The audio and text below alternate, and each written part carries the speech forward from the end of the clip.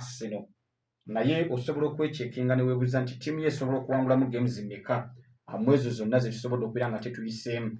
Games 8 ze balina mu mwezi guno ogwokuna obuvunaanyizibwa obwo, naye nga mwezi guno gwokuna mulimu obuvunaanyizibwa obulala. Mulimu Champions League, UEFA Europa League, mulimu Europa Conference League, mulimu ekikopo FA Cup, na bwe buvunaanyizibwa obwo mu mwezi guno ogwokuna mu mbeera nga bwegezaako okubeera nga ate etambula. Then Manchester City njagala gye tuba tukomako mu ddakiika zino 9 zetusigazza.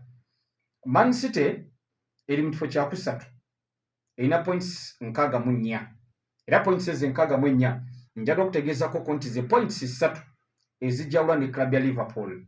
Babadde beetaaga nnyo game ya Arsenal gye batasobodde kuwangula ye club ya Manchester City era mu kapiira ko baakoze kyonna ekisoboka. Omanyi Pep okuviibwako abasambi okwali Riyad Mahrez ffenna tukikkirize nti lyali ddibu naddala ku ttiimu eyo, kubanga ekisooka nti bw'otunuulira Mahrez kyeyali awa club ya Manchester City n'omusambi Jeremy Doku oba oliawo eyamuddira mu bigere, abasambi abo babiri bonna banjawulo bonna kye balina okubeera nga tebakuba ku kisaawe. Obwongo Mahrez bwe yalina ku mupiira mu butuufu bwali bungi, ng'oggyako Mahrez okuviibwako omusambi Ilkay Gundogan mu midfield nayo lyali ddibu ly'amaanyi naddala ku ttiimu eyo.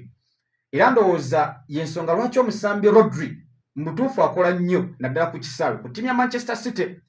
Ogenda okulaba nga bano abasambi ba Phil Foden abalina okubeera nga ate bamuyambako, then Bernardo Silva abalina okubeera nga ate nabo bamuyambako, ng'ate bo bali bbali, emirimu gyabwe gisinga bagikolera bbali. Kyokka ng'ate Pep n'omupiira gwe ebiseera bisinga gugenda okufuluma ebbali era amateeka guba gulina okudda munda wakati we wabeera obwogi obwa ttiimu ya Manchester City. Eno ebbali bugendayo bugenzi nti omusambi Foden gyali, omusambi Bernardo Silva gyali, omusambi Doku gyali, era ogenda okulaba nti abasambi abo bonna bakatinga badda munda, kubanga bino ebyokuwaata emipiira nga giva ebbali n'ebbali obole bugiyinza okuba nga tebiriwo nyondera ku ttiimu ya Manchester City. Naye Man City mu games 3 zibasembye okusamba bakozemu draws 2, kyokka nga wini gye bafunye mu games ezo ebadde ya kikopo ekya Cup. Manchester ezimu ku ezo ttiimu ezandibadde ziba n'emipiira emingi, naye game yabijjadde balina okubeera nga tebasamba ne Spurs ng'ennaku z'omwezi 20 bagiggyeewo, ng'ennaku z'omwezi 20 balina okusamba club ya Chelsea mu kikopo ekya Cup, kyokka jjukira bagisambira ku Wembley we bagenda okubeera nga tebagisambira. Y'ensonga lwaki mu ntandikwa nagambye nti games zonna amatiimu zigana 3 zigagenda okusamba ze tugenda mu kaseera kano zonna zaakufana kuwona. Ekisooka bagenda kusamba ttiimu ya Aston Villa olunaku olw'enkya ng'ennaku z'omwezi 3. Era ndowooza game eyo Aston Villa egyetaaga kuba singa ewangula n'egenda ku points 62, in fact ebagenza ku points 62, ekitegeeza nti eba eyongedde okufunza club ya Manchester City ate eba eyongedde okwoleka nti yagala kukiika mu kikopo ekya UEFA Champions League ye club ya Aston Villa. So game eyo bagyetaaga, naye ffenna twebuze nti Manchester yakoze amaliri ku ttiimu ya Arsenal, esobola okujja n'ekola amaliri ku ttiimu ya Aston Villa. Bw'ogezaako okuba ng'otunya ku matiimu zaago gombi obwetaavu obusinga obungi bugwa ku sayidi ki?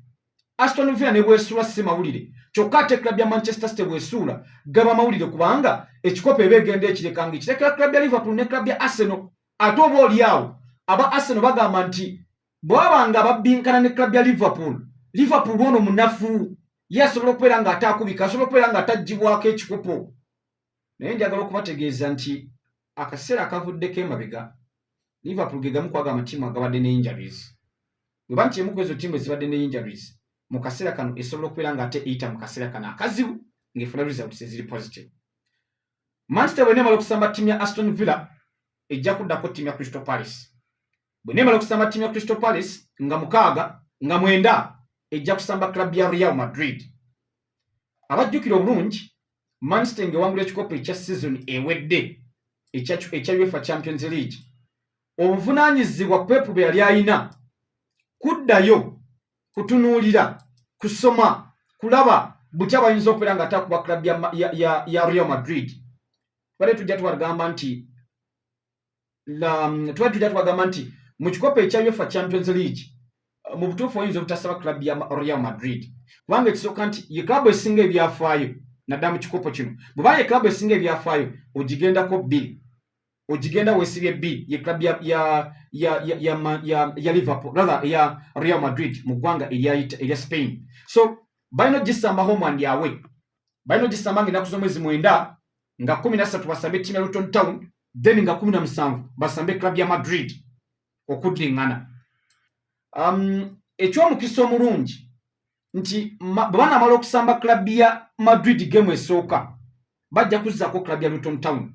Lwakuba nti club ya Luton Town amatiimu zigana amanene ebadde ina engeri gyegahandolingamu, ebadde ina engeri gyegakwatamu, ebadde ina engeri gyegafunzaamu, bodde n'otegereza result zaayo nadda ku matiimu zaago amanene. Era njagala okutegeezaako nti mu game gye basooka okusamba ne club ya Manchester City, Man City kate tulemu kapiira ako naye finally yasobola okubeera ng'efuna points 3 nadda ku ttiimu ya Luton Town bagikuba gozaali 2-1 mu kikopo ekya Premier League etali game ya FA Cup.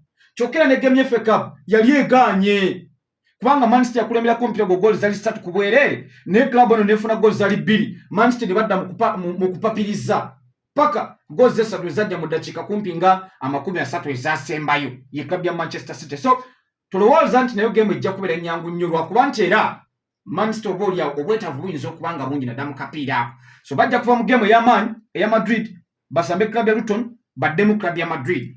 Era bo bajja kuzzaawo ekikopo ekya FA Cup ye game ya Chelsea kyokka nayo bagyetaaga, kyokka ne Chelsea egyetaaga. Nga 25 basambe ttiimu ya Brighton, then nga 28 basambe club ya Nottingham. Gy'emipiira egyo 8 club ya Man City gy'erina mwezi guno ogwokuna. So osobola okutunulira obuzito ow'amatiimu zaago. Ekisooka nti gonna gakyali mu bikopo ebya Bulaayi. Bw'otunaba opponents ab'ebikopo ebya Bulaayi ndowooza Liverpool yalinga ekutta omunafu club ya Atalanta. Naye era ne bw'abanga munafu club ya Atalanta okutuuka ku level kwatuuse tasobola kubanga munafu ye club ya Atalanta. Ayinza okubanga si Atalanta gwetumanyi wasonzinga 2-3 emabega nera still asobola okuteekawo embeera. In fact mu kikopo ekya UEFA Europa League performance ya club eno ebadde nnyuvu mu games 6 zibasembye okubeera nga tebasamba tebaluzinze game n'emu. Basemba okuluzinga mu kikopo ekya UEFA Europa League 2-2 bali basamba club ya RB Leipzig yebakwata goal zali 2 ku bwereere ye club ya Atalanta. So tuyinza okulowooza nti munafu naye ate najja nateeka ttiimu ya Liverpool obusago n'abateekako obuvune obw'amaanyi nadda mu kapiira ako. So tandika okuweeyinga ku matiimu zaago 3 ani alina fixture gy'oyinza okuloozaako nti mutuufu nafu, ani alina fixture gy'oyinza okuloozaako nti asobola okugitwala yonna n'avaamu nga takubiddwa. Anaba club ya Man City, anaba club ya Liverpool oba anaba club ya Arsenal.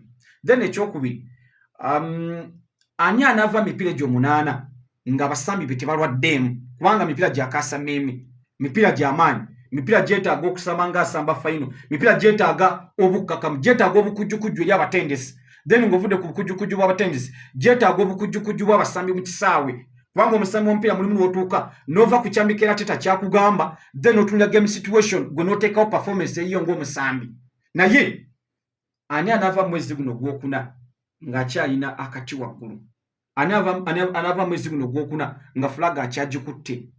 Ebibuuzo bingi naye nga ansa ziyinza okuba nga ntono naddala mu mwezi guno gwokuna gwe tugenda okubeera nga tetwolekera oba gwe twamaze okubeera nga tuyingira. So olunaku olwaleero emipiira egijja na Premier League ojja kuba nga togifuna bulungi. Game ya Spurs nga basamba ttiimu ya West Ham ku ssaawa 4:15, Burnley nga basamba club ya Wolves ku ssaawa 3:45, Bournemouth nga basamba ttiimu ya Crystal Palace mu budde bwe bumu, Newcastle nga basamba ttiimu ya Everton ku ssaawa 3:30, then club ya Nottingham nga basamba ttiimu ya Fulham era ku ssaawa 3:30. Ebisigadde byonna wali ekiro mu nteekateeka yaffe eya Twatulike Sports Special era nga tutuusaako emipiira egyo egya Premier League nga bwe ginaagenda maaso n'okubeera nga ate gitambula. Mbagaliza akawungeezi akalungi DJ Daniel kajja bungiriyo n'enteekateeka eya mukyakaze. Tova ku Radio Buddu ey'omuntu wa bijjo.